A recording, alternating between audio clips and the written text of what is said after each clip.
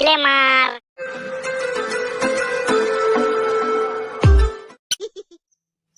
ইনশাআল্লাহ এইবার হিন্দুস্তানকে আমরা মাটির সাথে মিশিয়ে দেবো। কাশ্মীর আমাদের চাই চাই, আভি নেই তো কভি নেই। আগামীকাল সকালে আমরা কাশ্মীর হামলা করব। সবাই রেডি তো? জি জনাব। আমরা রেডি আছি জনাব। কাল এই হিন্দুস্তানকে বুঝিয়ে দেবো এই পাকিস্তান কি করতে পারে। ঠিক বলেছে ভাইজান, কাল হিন্দুস্তানের লোকেদের কুত্তার মতন দৌড়ে দৌড়ে মারবো। হায় আল্লাহ সবকো কিয়ামত রাখ আল্লাহ। সবাই মিলে একসাথে বলো, পাকিস্তান জিন্দাবাদ, হিন্দুস্তান মুর্দাবাদ। পাকিস্তান জিন্দাবাদ, হিন্দুস্তান মুর্দাবাদ। আজ তাহলে আছি জনাব, বেঁচে থাকলে আবার দেখা হবে। খুদা হাফিজ।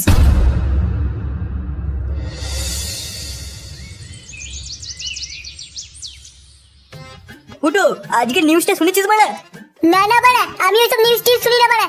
তা দেখবি কেন? শুধু মাগিদের পদ নাচনা দেখবি পোকাচোদা।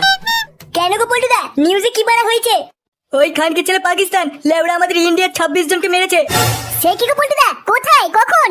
ওই তো রে, যারা কাশ্মীরে ঘুরতে গেছিল তাদেরকে মেরেছে। তাদের মধ্যে আমাদের একটা পশ্চিমবাংলারও ইন্ডিয়ান আর্মি ছিল। কি বলছো গো পল্টুদা? এইসব শুনে তো আমার গায়ের রক্ত টকবক করে ফুটছে। বাড়াগুলোকে যদি সামনে পেতাম না, ওদের লেবু লঙ্কা খুলে বর্ডারে ঝুলিয়ে রাখতাম। তুই ওদের বাল ছিঁড়ে নিতিস বোকাচোদা। এখন বাড়া আমাদের মোদি দাদুই ভরসা।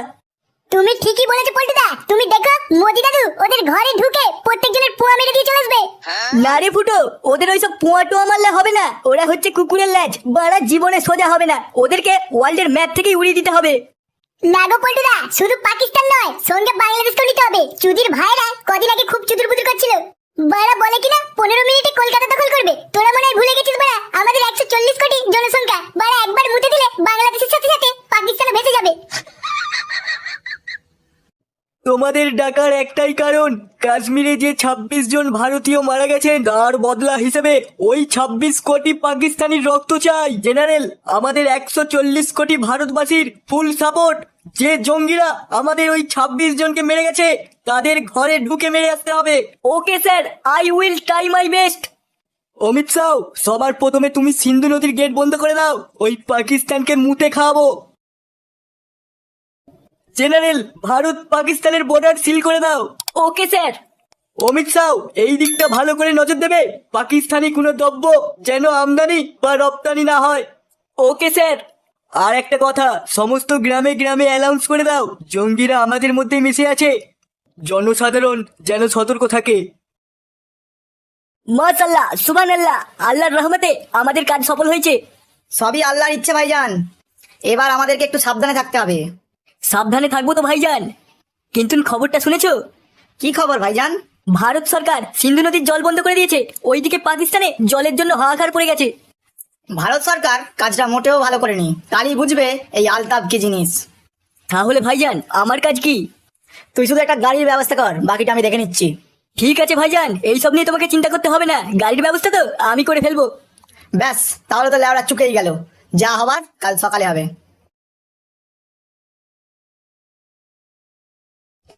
শুনুন শুনুন শুনুন, আপনাদের জন্য বিশেষ সতর্কবার্তা। আপনারা সবাই জানেন কাশ্মীরে পাকিস্তানি জঙ্গিরা 26 জন ভারতীয়কে হত্যা করেছে। আর ওই পাকিস্তানি জঙ্গিরা আমাদের বালপুর গ্রামের জঙ্গলে ঘোরাফেরা করছে। যদি কোনো ব্যক্তির ওপর সন্দেহ হয় তাহলে দেখা মাত্রই 100 নাম্বার ডায়াল করে। দাদু দাদু, এই জঙ্গিগুলো খুব বাজে, বলো বাড়া কতজনকে মেরে দিয়েছে। দাদু, আমার খুব ভয় করছে, আমি আজকে স্কুল যাবনি। তুমি ভয় পেও না দাদু ভাই, আমি তো আছি। তুমি স্কুল চলো, আজ তোমায় একটা চকলেট কিনে দেবো। আমি কি ছোট আছি নাকি বাড়া চকলেট খাবো? তুমি আমার টাকাটা দিয়ে দাও, আমি আমার মনের মতন জিনিস কিনে নেবো। ঠিক আছে দাদু ভাই, তাই হবে। অনেকটা দেরি হয়ে গেছে, তাড়াতাড়ি স্কুল চলো। আর ওই পাকিস্তানি জঙ্গিরা আমাদের বালপুর গ্রামের জঙ্গলে।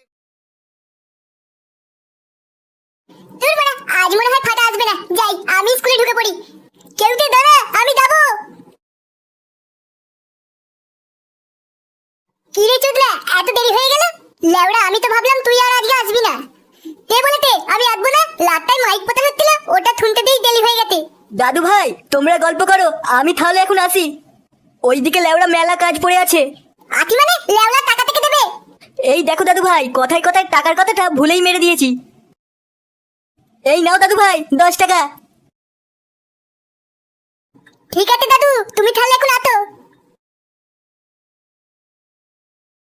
কি রে চুদলা, স্কুল যাবি না এখানে দাঁড়িয়ে থাকবি? বালটা স্কুল যাচ্ছে তো বলা, তোদনের দোকানটা ওখানে একটা কাজ আছে। চোদনের দোকানে কি কাজ সেটা তো বলবি। আলে তো না বাড়া, গেলেই তো দেখতে পাবি। কইলে তোদন একটা পুষ্পা বিড়ি দে তো। ফাটা, পুষ্পবিড়ি শেষ হয়ে গেছে, তুই দিলীপ বিড়িটা নিয়ে যা। তো তোদনার কাছে কবে পুষ্পা বিড়ি থাকে বলা দে, দিলীপ বিড়িটাই দে। কি রে বাড়া, এই তোর মনের মতন জিনিস শেষকালে বিড়ি খাবি? আমি বাড়া বিড়ি টিড়ি খাবো না। লেওড়া স্কুলে এসে বিড়ি খাচ্ছি, স্যার যদি জানে মেরে গাড় ভেঙে দেবে। তুই বলা আমার সাথে একদিন ধরে ঘুরে কি বাল ঠিকলি? বালা কুলে কেন খেতে যাবো? নদীর পালে বিদ্যা কি বাল ঠিকতে আছে নাকি? হ্যাঁ ফাটা, তুমি একদম ঠিক বলেছো। তোমাদের মতন বয়সে আমরাও স্কুল বন্ধ করে ওই নদীর পাড়ের ব্রিজে কত যে বিড়ি টেনেছি। লেওড়া সেসব কথা এখনো মনে পড়ে। থাক বালা, তোকে আর মনে করতে হবে না। তুই বালা বিড়িটা ফটাফট দে।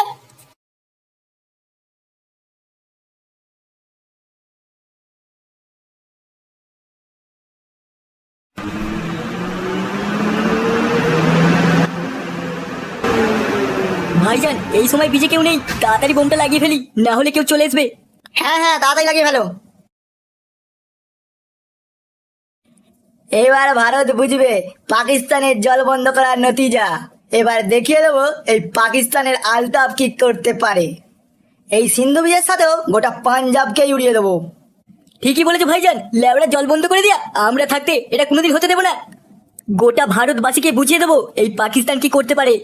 এ কি তোমরা এখানে কি করছো?